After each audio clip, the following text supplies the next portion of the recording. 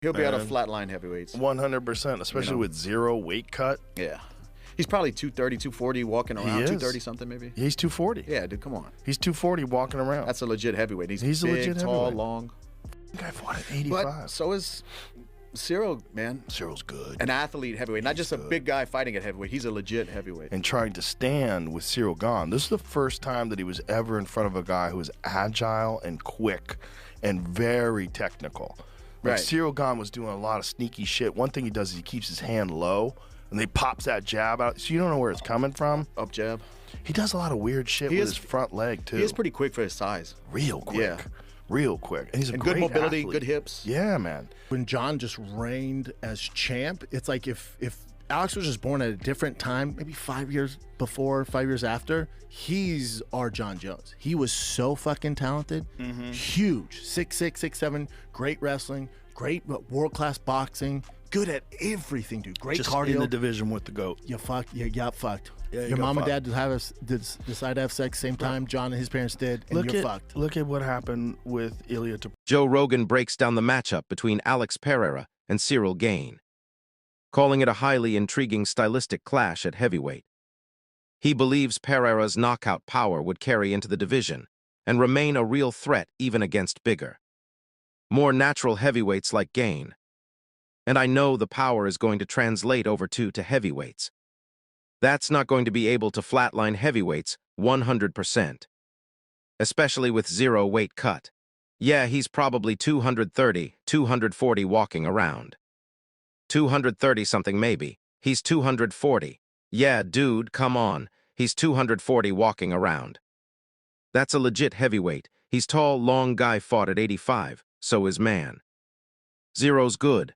An athlete heavyweight, not just a big guy fighting at heavyweight. He's a legit heavyweight. Adding to the discussion, Dustin Poirier characterizes Ciryl Gane as a technical athletic heavyweight known more for his skill and movement than sheer size. Joe Rogan also analyzes the stoppage in the Tom Aspinall fight, arguing that Gane was still active with his jab and had moments of control before the referee stepped in to end the bout. It is a crime in the sport that fight with Aspinall got stopped the way it did, that he eye-poked him. It's a crime. Yeah, because that fight was playing out in a very interesting direction, because Aspinall was having a really hard time touching that. He was bleeding, he was getting busted up, he was getting touched up a lot. Ciryl's jab is legit, and that's what I was most excited for. I wanted to see Tom have to come back, lose a round, and come. I've never seen him. Obviously, I've seen him fight. But I've never seen him in a real fight where you have to fight your way back into it. Or how many times has he even been in the second round? Twice maybe, something crazy like that. Nuts. And that's why the fan base kind of blew me away. I was like, these guys are so high on Aspinall right now. Like for a few months, everybody was talking about Aspinall, how good he is. I've never seen it, not that he's not. He might, I mean, he has to be good to be where he's at. Yeah, but I haven't seen it. Joe Rogan further breaks down Ciryl Gane's striking, highlighting his speed, smooth movement, and technical accuracy as major threats. He notes Gane's cleaner and more efficient stand-up game gives him the edge in straight striking exchanges. Well, my thought was the real problem that Aspinall is going to present is in the grappling. He's a Brazilian Jiu-Jitsu black belt. He's a big A-circumflex, he's fast. He's got a power double, I mean he explodes. But when he's standing there and trying to stand with Ciryl Gane, this is the first time that he was ever in front of a guy who is agile and quick and very technical. Sir Gane was doing a lot of sneaky A-circumflex. One thing he does is he keeps his hand low and he pops that jab out. So you don't know where it's coming from, up jab. He does a lot of weird A-circumflex with his front leg too. He's pretty quick for his size. Real quick, and he's good mobility. Good hips, yeah man, Ciryl's a great athlete, like it's not just that.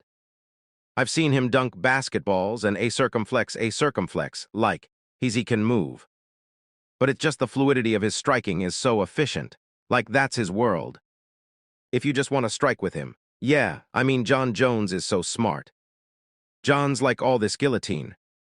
Reacting to the eye poke incident, Ciryl dismissed concerns about adjusting his hand positioning to avoid accidental eye pokes, calling the issue an unfortunate but common part of MMA.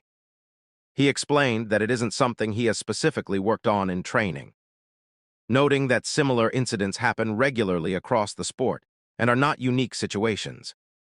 Have you worked to kind of just because extended fingers, that kind of thing?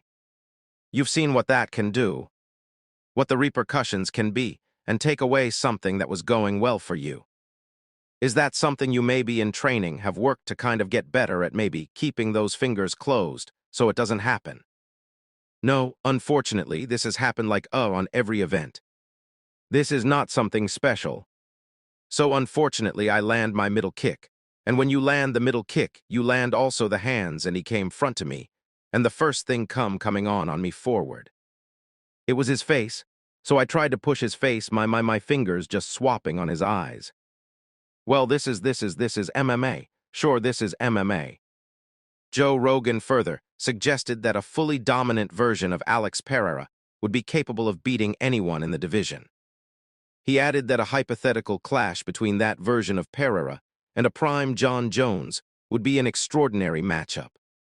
Back to Jon, it's like you look at his resume, greatest ever do it, beat the very best in murderers' rows. Now, you know, it's not even comparable to today's light heavyweight and heavyweight. But then you don't think so? Well, listen.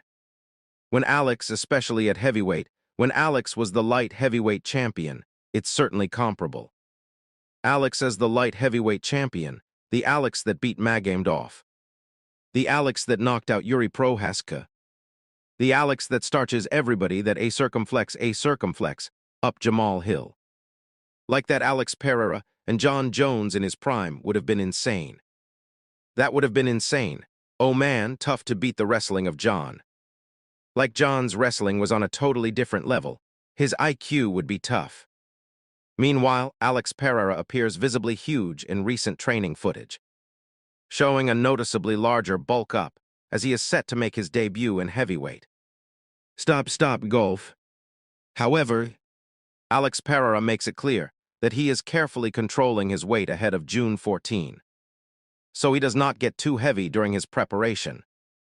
He explains that his training is focused on staying in shape and maintaining performance, rather than simply adding mass. So then, what is the weight you expect to be on June 14th? Is not the, I don't want to be too heavy. That's what we're going through a lot of protocol for that.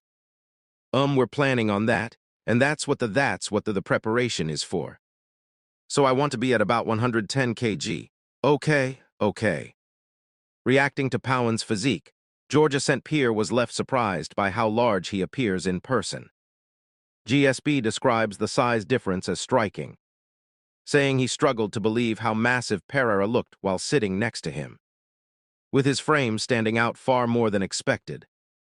Did you ever think we would see this? Like a fighter winning belts in 3 UFC divisions. It felt like completely insane a few years ago, but now there's like multiple people that are in play for it. I don't know how he's doing this. It's unbelievable, he's so big. He was sitting next to me at the fight, he's so big. Like I don't know how he got so big, it's unbelievable. Started as a middleweight, light heavyweight, and an heavyweight. Maybe Hamzat will do that as well. You know, welterweight, metalweight, light heavyweight. I mean, it's always harder to go down than to go up because once you're up, it's very hard to go back down, right? Yeah, did you talk to him at all? I know he doesn't speak like fluent English, but sitting next to him at the fight, did you guys get to chat about anything? Yeah, I asked him how much he weighs. And he says to me like he weighs like he's going to be like 110 kilo. Sean Ali was also shocked after seeing Alex Pereira's heavyweight frame up close. He describes Pereira's physique as huge and overwhelming, admitting he keeps fixating on how massive he looks during their face-to-face encounter. I saw the shorts, I saw what I'm wearing, they're ugly. Mine were ugly. I don't like them. Another thing when we were doing the pictures and a circumflex, with the videos and we were wearing our trunks, and I've never seen a guy that looked like he got a BBL. Alex Patters is bigger than a Miami bitch's BBL. I was in shock. Wait till you guys see it. I'm no Diddy. Wait till you see that wagon. I was like, holy. If I didn't know better, I might have off, but I knew it was him. You know what I mean? Just taking it level upon what you going levels above. He's eating whatever his coach is eating. They're eating, they're matching. They're like, okay, I'll eat more than you, but I wonder what he weighs. He's got to be 250. His bro, I'm telling you guy.